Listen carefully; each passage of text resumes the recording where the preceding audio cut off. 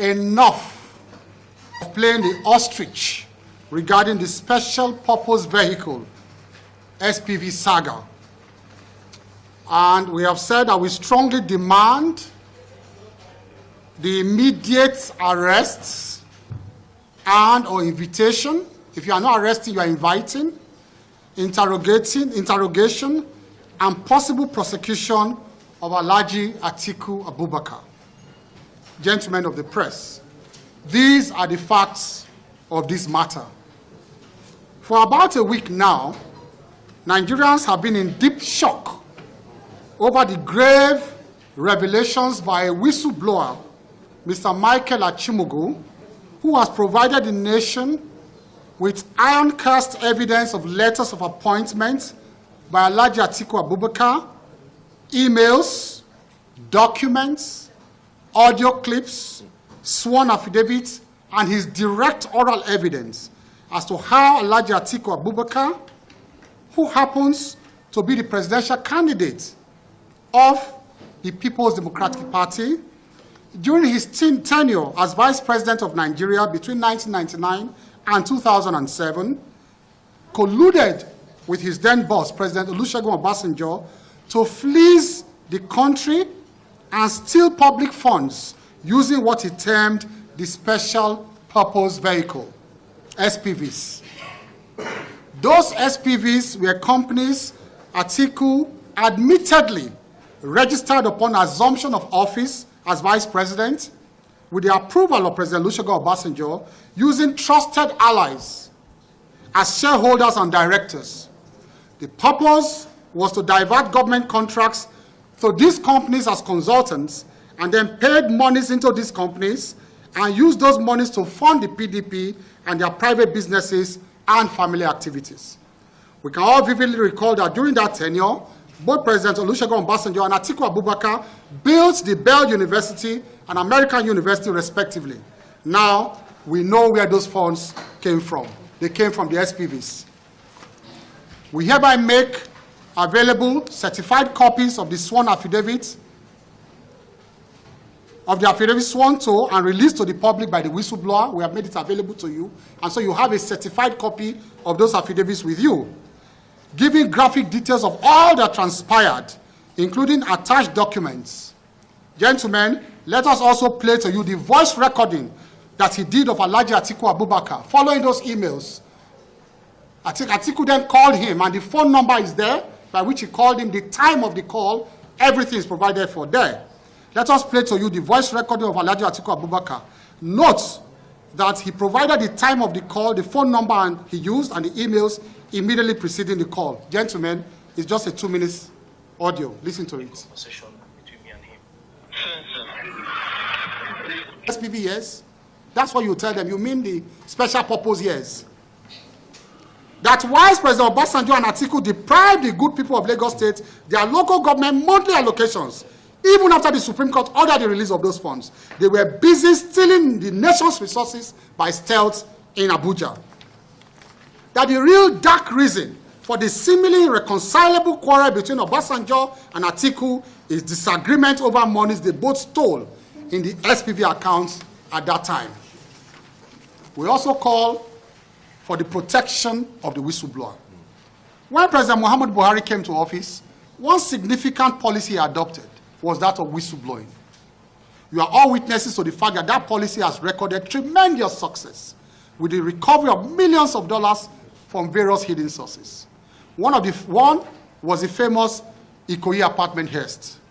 These recoveries have been used by the Buhari administration to fund our budgets and build infrastructure we see springing up everywhere in the country today. We also recall that recently the Federal Executive Council approved a bill to be forwarded to the National Assembly for legal backing to the policy and legal protection for the whistleblower. I made tremendous contribution that day when that bill came to the Federal Executive Council for it to be forwarded to the National Assembly. We have approved it, a bill to protect whistleblowers. In the light of the above, we call on all well-meaning Nigerians and the law enforcement agencies to protect the whistleblower, Mr. Michael Achimugu, who has blown this whistle on Atiku Abubakar. No harm must befall him or members of his family. We suspect that some goons of Atiku Abubakar are planning to eliminate him and members of his family. In fact, my big brother, FFK, actually hinted me about something like that yesterday. We shall hold Atiku Abubakar responsible if anything befalls this patriotic Nigerian or members of his family. We also encourage him to reveal to Nigerians, or members, to reveal to Nigerians those earth-shaking revelations he is withholding for the sake of this nation and the future of our children. We know that he said he's not going to reveal so many things. This is just what is important for the campaign. But please, we're begging him, reveal all. Nigerians deserve to know who wants to occupy that office of president. Now, we made the point of conspiratorial silence. We said, so far, we are disillusioned, but we're not surprised at the conspiratorial silence of a section of the media over this grave issue of national importance.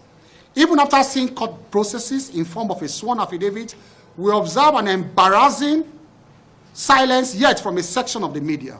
We have consistently made our case against the unethical and partisan antics of some media houses, and this development vindicates us. When it was the case of the spurious and dead case of drug dealing leveled against our candidate, Asiwaju Bola Ahmed Tinubu, this media platform threw caution to the winds and zealously feasted on it. Of course, we gallantly came out. We didn't hide.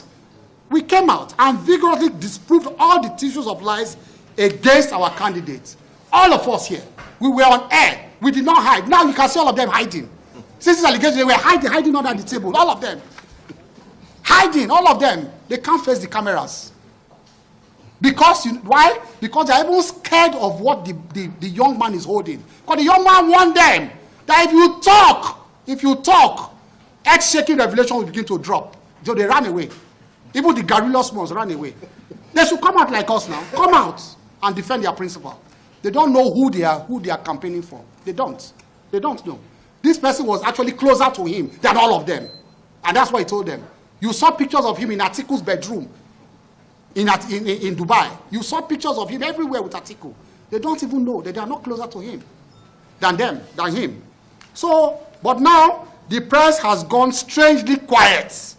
Well, whether they keep quiet or not, it's our firm belief that the judiciary is the last hope of the hopeless. In this case, the judiciary will not be quiet, as we shall clearly take steps in the next few days to initiate a judicial process seeking the outright disqualification. Go and look at the code of conduct for public officers. It is there. It happened to Nixon too. If you've forgotten, Nixon in the United States, unethical practice as president, this as candidate. Our code of conduct says once you breach the code of conduct, use companies and people to take, you are banned from public office. So I don't know whether the PCC will approve court actions, but me, knowing me and my trajectory for the last 30 years in this country, I have fought principalities using the instrumentality of the law. I've gone to prison for it. They have charged me to court. I have written a letter this morning, apart from this, to the law enforcement agencies. The PCC, if they don't approve me, if Asiwaju say I should stop campaigning for him because of this, I'll stop. This is national interest. If you say drop on cabinet because of this, I will drop. This is national interest. I am going to court myself. Apart from the PCC decision on this, I have written to them, and the letters are there, distributed to all of them. 3 law enforcement, giving them an ultimatum. I will proceed to court to ask for disqualification of Atiku Abubakar. He is not fit to run for the highest office of the land. He is clearly ethically challenged, morally damaged for the highest office of the land. He can't survive this. He can't. We call on the 4th estate of the Rim to resist the temptation of partisan recruitment at this moment. You know partisan recruitment. They will go around with envelope now. Gentlemen, it is your treasury we are talking about. This is damaging. It is the nation we are talking about, not brown envelope. It's beyond brown envelope. This is highest criminality that they practice at the highest office, highest level at that time. So please, we call for you to resist the temptation of partisan recruitment at this moment, rise to a patriotic call this defining hour, and save the nation from this candidate that serially abused his office as Vice President of Nigeria. Thank you, and God bless you. Signed, all the media directorates. Shebu no watch now. Don't see as God they expose APC and PDP. Please, many people need to see this video. All you need to do for Facebook to rebroadcast them is for you to like, is for you to comment and share. We need more people. We need more obedient to see this video. Thank you.